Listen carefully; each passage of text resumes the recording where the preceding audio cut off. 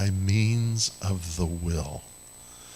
In other words, it's not a horse that runs away for us, but one that we ride and direct and can develop and over time expand to the good that we're wanting to seek in our life.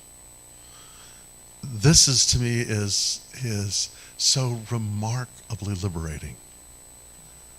Because what it's inviting us to do is think in terms that are bigger, greater, more loving, more inclusive than any of the stories that we have been told. You know, there's that Hafiz poem that says, "The small man makes prisoners of everyone he meets. The wise woman slips under the moon and throws keys to the rowdy prisoners." I love that poem. And so, you know, the wise woman, Carole King, you know, the wise woman in the Christian churches today, they're celebrating Mary Magdalene. And there's some really interesting things on that I'm going to talk about probably next week. But how we begin to liberate, articulate, and then develop a healthy fantasy, a gateway into the imaginal world. So one of the things that I've been sort of, as you may have heard me say, that you know, one of the things that I'm finding in this experience that I'm in these days is, okay, where in New Thought is there anything novel, innovative, that says we are a healthy modality of thinking because our way of thinking invites us to expand as opposed to simply go to rote. And how sad it would be for someone like Ernest Holmes to find the legacy simply as one in which we quote verse and letter what he said, as opposed to listening to other voices of what's possible. You know, Emerson says that we should write our own Bibles. Certainly, we should journal our experiences and see what that voice is wanting to say through us if we give it voice.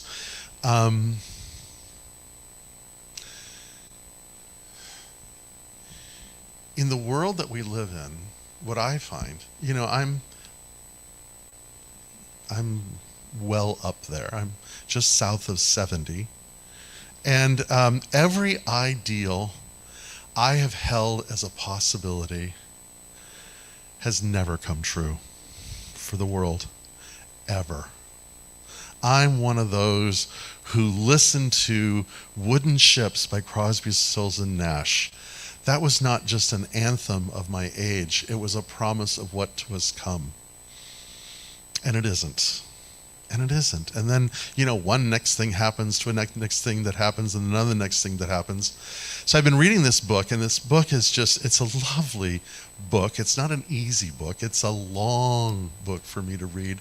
I've probably been reading this particular book the good part of a year. But it is one of the most brilliant books I've ever read by one of the most brilliant authors I've ever encountered, a man by the name of David Bentley Hart, who is a philosopher and a theologian. It is no easy read, but it is an amazing book to read. And it's about this, it's called Rollo in the Moonlight.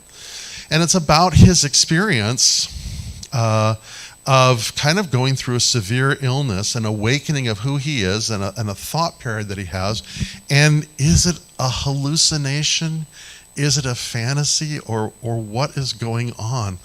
But the whole book is about him and this conversation that he has with this very intelligent, very erudite, funny, clever dog named Roland. And so he's going on about this one time, and Roland says to him, "In any event, what I mean is that you can always do your small part to reconstitute the pattern of the world through the energy of your own consciousness. That whenever we're feeling down or defeated, remember justice of what it feels like to you. Remember goodness of what goodness is for you. Remember love, what love is for you. Let that awaken into you. And usually our disappointments are because things aren't turning out the way we think they should. Pierre Teilhard says, trust in the long work of God. And what that means is trust ourself in that process, trust our own intuition as to where that is wanting to go. So, this month has been about the wolf in me and the wolf out there and the wolf in me. And it's an invitation to look at the thing that we vilify because of the part that we vilify within ourselves. And the part that we don't listen to inside and therefore ignore on the outside. There is this wonderful story about St. Francis and the wolf of Gubbio. And the story is that there was this village named Gubbio. It's actually in Italy. This small village in Gubbio. And what was happening is there was a wolf that was around the parameters of the village. And it was terrifying the people and probably snacking on their small livestock. And they were afraid to eventually leave the village, and they were becoming afraid to leave their house. And so in one of those contrarian moments, they call St. Francis. And St. Francis, the small, humble little guy, shows up, and the village elders are like, shouldn't we have called a knight? Shouldn't we have called somebody with a spear or a sword or a bow or something like that? No, you call a mendicant, a hermit, a monk. And so, as the story goes, Francis goes out into the woods to find the wolf. And the wolf sees him, and the story goes, rushes to him. And then their eyes meet, and the wolf stops and sits. And Francis asks him, "Why are you terrorizing this village?" And the wolf said, "Because I'm hungry. Because I'm hungry." And Francis makes a deal with him. If the village will feed you, will you stop terrorizing the village? Deal. There's a great metaphor in that. As we look at the thing that scares us, and we ask us, why are you terrorizing me? Because you're ignoring me. Because I'm hungry. Because I need a voice. Because there's something that I need to say. And if we reconcile that wolf, then it's not other than us. It's not an enemy to be defeated, but it is a friend that we support. And perhaps at the end of the day, what I'm saying is this, is that I often say that the truest thing about any one of us in this room is that we are the beloved. And that is true for me, and it is true for you. It's also true for your neighbor. It's also true for your enemy. It's also true for the thing that you fear. And maybe, just maybe, if the story isn't one about separation, but is more about a new story of unity, something else becomes possible. St. Teresa of Avila says this: if you want to make progress on the path and ascend to the places your soul has longed for, the important thing is not to think too much, but to love much, and so Do whatever awakens you to love. And so maybe that becomes our spiritual practice. What is the thing that awakens you to love? Do that thing. Craig, in his opening prayer, the invitation was, imagine someone or some creature that awakens you to love, and invite it in so that your body is filled with it. And so today, not who are you going to defeat, or how are we going to do this, or how are we going to do that, and how are we going to ramrod our idea of what things are supposed to be. Awaken ourselves to love. Find the thing that awakens love in you and do that. Maybe it's a garden. Maybe it's spending time with someone that you enjoy. Maybe it's appreciating a sunrise or a sunset. These subtle things create the environment for the imagination to expand. And when the imagination expands, we get a vision. And then through the power of fantasy, we create that vision.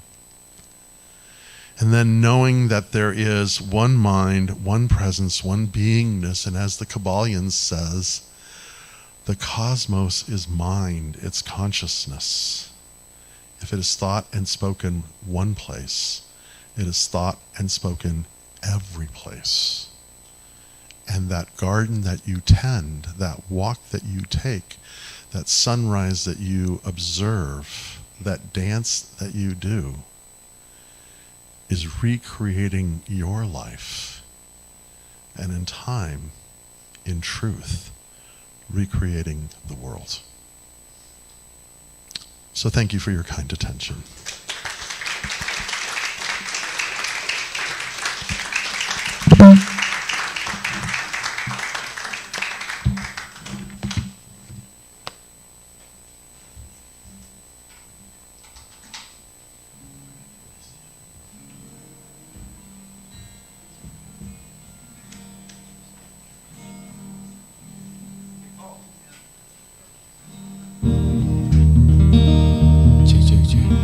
Thank you, Rev.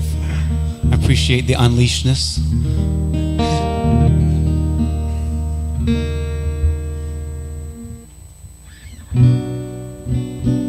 All right, we're going to sing along here. I'm going to start with something different here.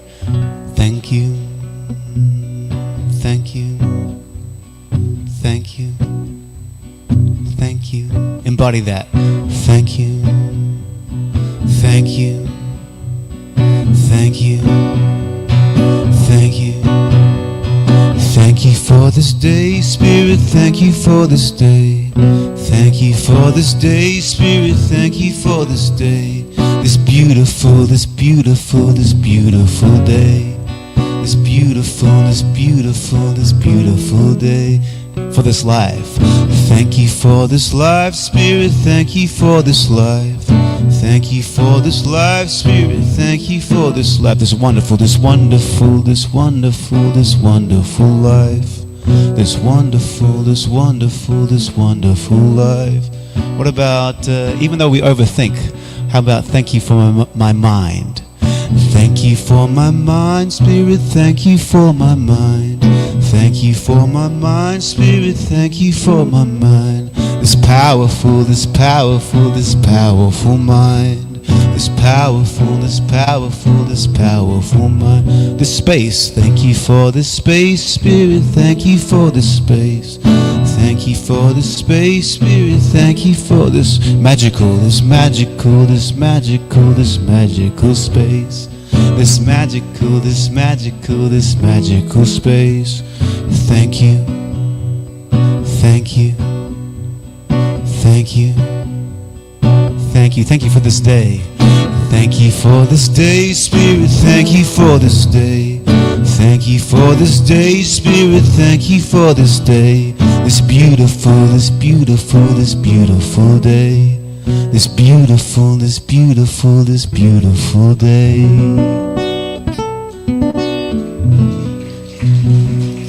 So beautiful. Thank you.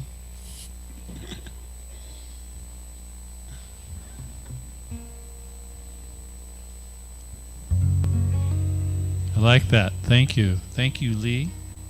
Thank you, Reverend Guy. It's fun to come a couple of weeks in a row and see how you develop and expand a theme. This is our time of conscious giving.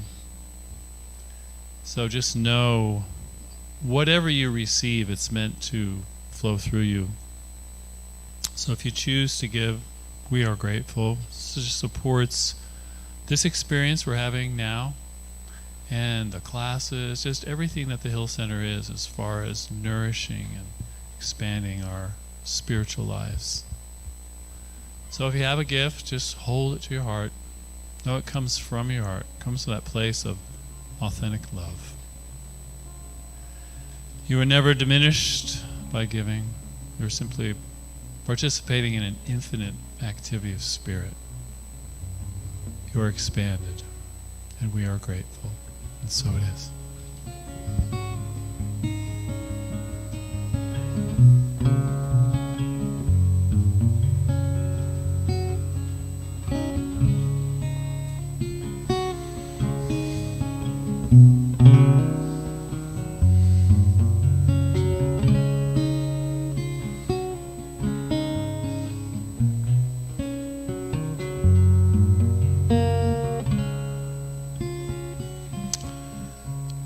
So I want to acknowledge two gentlemen who came in yesterday, and as you guys know, downstairs we have a room that we rent out to the recovery community, and they were in need of a commode. And Mike Povich and Mark Weaver came down yesterday and put in a new toilet for them. So thank you for that, guys. Really appreciate that. Mike's comment was, next time call a plumber.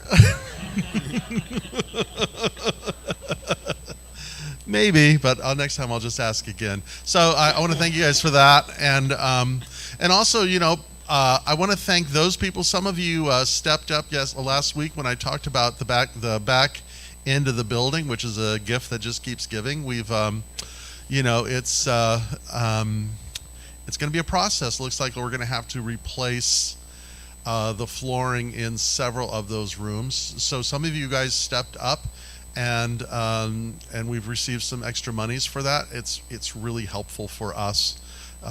It wasn't a job that we budgeted, so the fact that you guys have stepped up to help offset the cost of that really touches my heart. I'm really grateful for that. So thank you. I don't think we got anything going on, do we? Announcement-wise? Not really. We have Easter coming in a couple weeks. We have what? The last foundation, the last class. Yeah, the last class is, and I will send out. I did record last week, so I will send out last week's. It was really good. So I'll send that out probably tomorrow. It was good, and but it's all recorded. And then our last one is this coming Wednesday. The videos. Oh yes. Thank you. So I'm really excited about this. Yeah, to the point where I forgot it. During the pandemic, we used to do sort of a produced version of the service, a talk kind of thing. And I've started doing them again. They're short, 20 minutes. They're videos. They're on topics. They go a little bit deeper. I'm really proud of these. I don't know what you call it, a vlog, a bog, a video, whatever the case may be. I'm really excited about this. So like everything at the Hilltop Center and in life, everything is a work in progress. So they are now available on our website, thehilltopcenter.org, or my personal website, revdrguy.com. Either one of those websites. If you go to one of those, you'll see where it says podcast. Click that. You'll see the first video. We're going to start releasing them every Wednesday. We hope to, by this week, send notices and post it on our social media and other areas, links on our newsletters. That's going to happen. We got them. Now we're just figuring out how to get into the public. by the way, if you are very well versed in social media, we would really benefit from your expertise in social media. So come talk to me about that. But anyway, I'm very excited about these. So please look at them, make comments to them and to me, like them, so subscribe them, because I'm really proud of them. I really am. So that's that. Guy? Yes. Will they eventually be on YouTube? They are on YouTube. And something else I wanted to share. Yes. We're having a prayer circle. Yes. After a little time in our community room, and also just there are other practitioners here. You're always welcome to come up to us if you want a private prayer. And in the back foyer, there's a card you can fill out if you want to put a written request for prayer. And we take those, and then as a whole core of practitioners, we'll pray for you during the week. So that's what we love to do. Thank you. Thank you for remembering that, too, because I forgot that last week, and it looks like I was going to forget it this week. I did forget it this week. So with that, let's pray. Thank you all for being here, by the way. And thank you if you were part of this service. People like Wendy and the greeters and Karen and Larry and all that were part of today. So just recognizing that there is this one presence in the universe. It is the presence of love. It was there at the very beginning of all things. It was there even before the very beginning of all things. Because it always was. And it is now.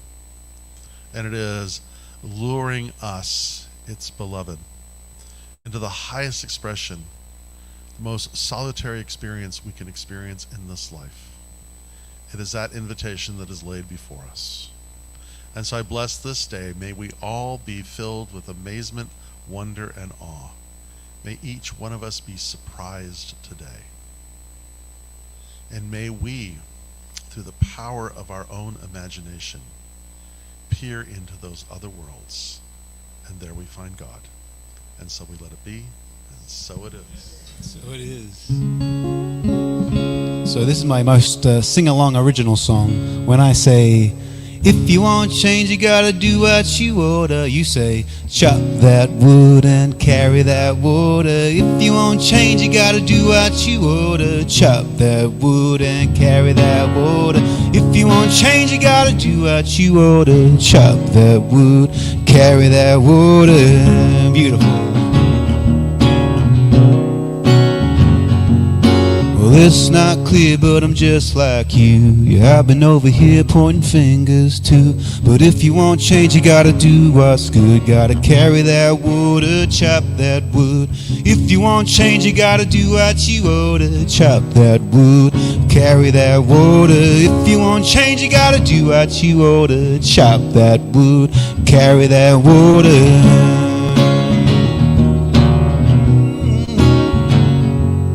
Well, everything I do is part of this earth. Step by step I'm gonna add some worth. We can feel afraid, but you can't deny it. We feel at ease when we help each other try it. If you want change, you gotta do what you order.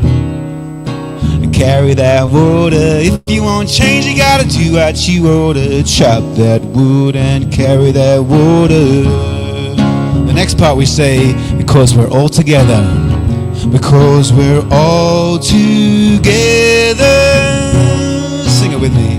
Yes, we're all together. Sing, we're all together. No matter where you're coming from, we're all together.